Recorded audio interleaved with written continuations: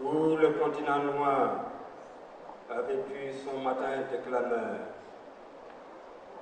Étrange peuple, le matin de l'Occident en Afrique noire fut constellé de sourires, de coups de canon et de verroteries brillantes.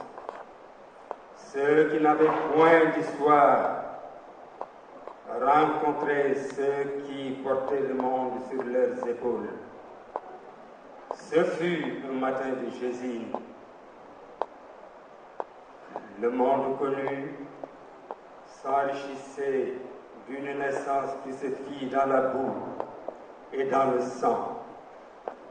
Le saisissement, les uns ne combattirent pas, ils étaient sans passé, donc sans souvenir. Ceux qui débarquaient étaient blancs et frénétiques. On n'avait rien connu de semblable. Le fait s'accomplit avant même qu'on prit connaissance de ce qui arrivait.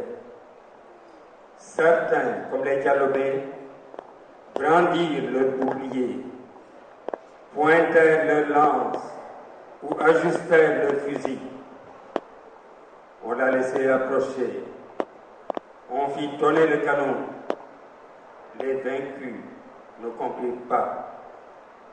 D'autres voulurent palabrer. On leur proposa au choix l'amitié ou la guerre.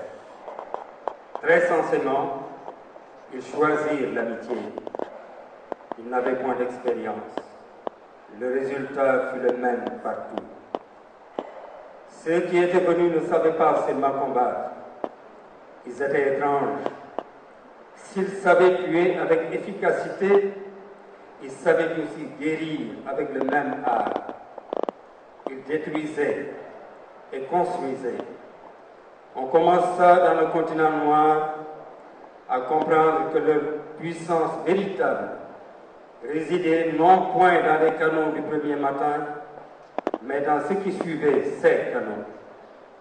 Ainsi, derrière les canonnières, le clair regard de la Grande Royale avait vu l'école nouvelle.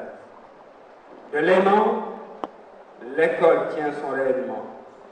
Elle est solidaire d'un ordre nouveau, comme un noyau magnétique qui est solidaire d'un champ.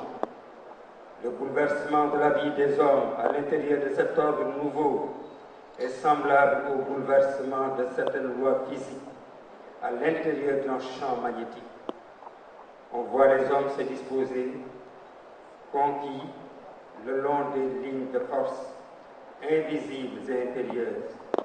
Le désordre s'organise, la sédition s'apaise, les matins de ressentiment résonnent des chants d'une universelle action de grâce.